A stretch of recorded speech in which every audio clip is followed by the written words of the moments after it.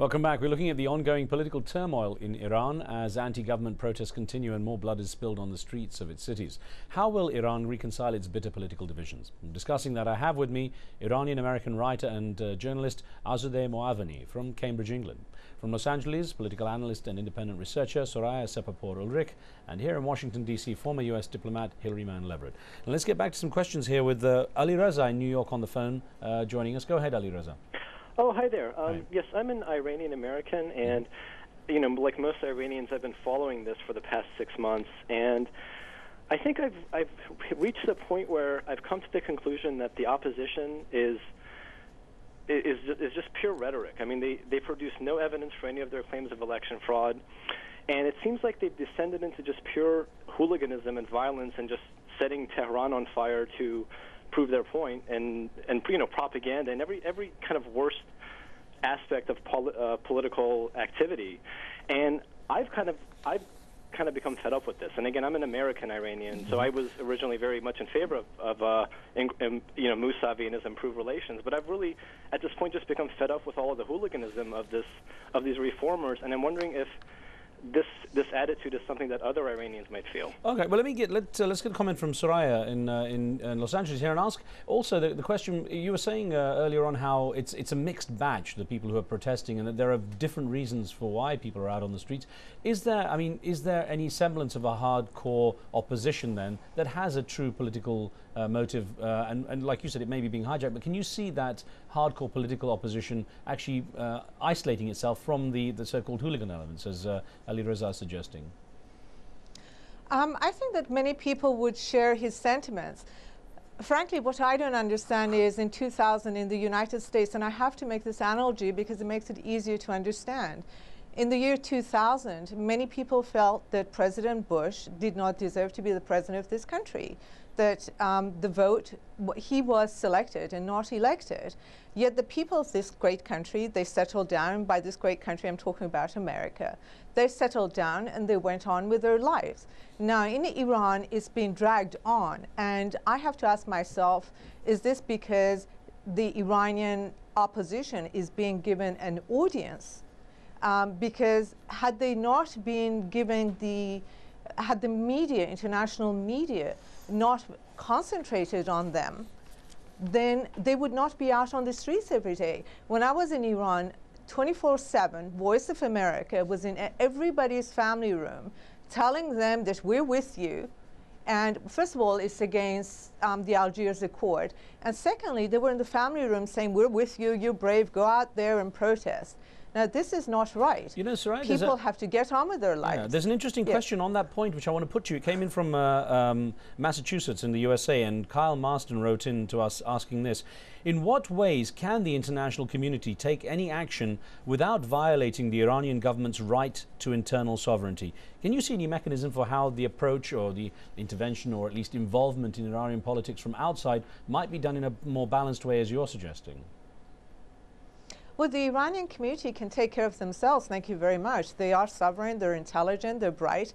And ever since 1980, the international community has been trying to interfere and undermine them. And it's not helped their cause. I think, if anything, it does undermine them, because even with the Voice of America, when it blasts into the living room, then it gives the government the excuse to say that you are working with the Americans, and your movement is not genuine. Okay. So this is not helping them. Just let the Iranians be. Well, this is a question I want to put to Azadeh, if I could. It came in from a viewer who wrote in through our Facebook page by the name of Shehu Suleiman, who wrote in saying the international community has played their role already by siding with the opposition and throwing the country into more chaos. The international community, the US in particular, needs to break the deadlock between Israel and Palestine if they are to achieve any meaningful results in Iran. How relevant do you think the Israeli-Palestinian issue is to the current situation in Iran? Does it even have any bearing on what's going on? I think that it's completely irrelevant to the protest movement we're seeing on the street. I think the only way that you could even strike a connection would be that the majority of Iranians who are out there protesting are doing so because they want a democratic government that spends its money on Iranians, not on Hamas and Islamic Jihad. I'm quite baffled by some of the opinions that I'm hearing, because references to hooliganism. I think right now violence is clearly the domain of the Iranian government. The Iranian government is killing people in the street. Its security forces are raping people in prison. I don't see any violence on the side of protesters. There's no looting. Is there looting of banks? None of that is going on. This is largely a very peaceful movement. Yes, I think that some icons of state power, perhaps police stations or police motorcycles, have been attacked, but largely this is a peaceful movement. It is a non-violent movement, and I think that's incredibly important to recognize. So it's also, I think, a bit belittling to suggest that it's Voice of America that's directing Iranians or fueling their protest, rather than the very legitimate grievances that they've been suffering under 30 years of unaccountable government. I'm quite baffled by the sort of belittling idea that they're being told by the media or Voice of America to protest for their rights. Let me put a question to Hillary here that came in from South Africa by email, if I could please. This is from Kiagile Lesame, who wrote in saying, Iran can't solve its problems. Iranians are simply helpless against authoritarian theocracy. The international community should join forces and seek solutions for Iran's problems by inviting Iran's leaders to the table. You met with President Ahmadinejad. What prospect is there of either side being willing to do this? Well, I think the strategic imperatives for there to be a rapprochement between the U.S. and Iran are absolute. It will go that way one way or the other at some point. The price may be much higher for the United States down the road and much higher for the Iranians down the road, but the strategic imperative is there, similar to the strategic imperative that was there between the United States and China going back to the 1970s when President Nixon opened up the diplomatic process to China. You're dealing in a similar way with Iran. That is a critically important country strategically, sitting at the strategic crossroads with its hydrocarbon resources, with its history, with its population.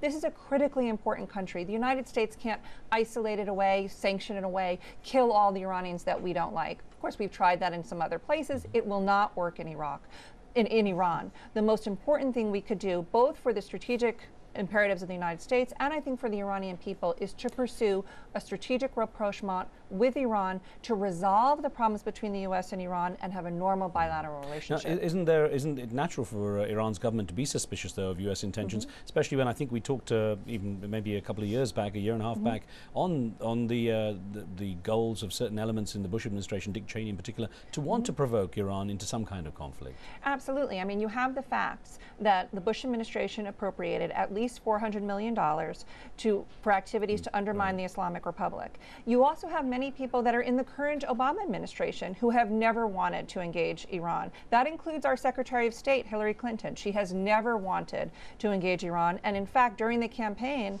said that we could obliterate Iran if Iran attacked Israel. So there's a lot of hostility towards engagement, even within the Obama administration. So I think that Iranians do have a legitimate point to be skeptical about American intentions, just as the Chinese have been skeptical of the United States, and we have had to, over and over again, prove ourselves to the Chinese in ways that maybe Americans don't find pro-American, but have worked to serve U.S. interests. Right. Well, we've got a caller on the line from Washington, D.C. Aftab is with us. Go ahead, Aftab.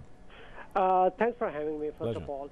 I was just listening to the lady that you have from Cambridge, and she was saying that, it's just a nonsense of Iranian government to say that there is no influence from Western governments or Western powers to escalate their protest.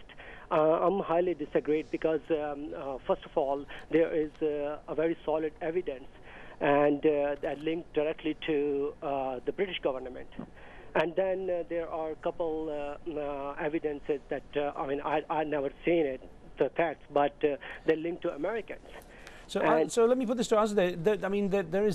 Historically it's been known, even from what Hillary's been telling us, it's been known that the West has an interest in covert and sort of more open operations. So presumably there's some validity in saying that the West has been a little aggressive in its approach in trying to rally an opposition force up against the government.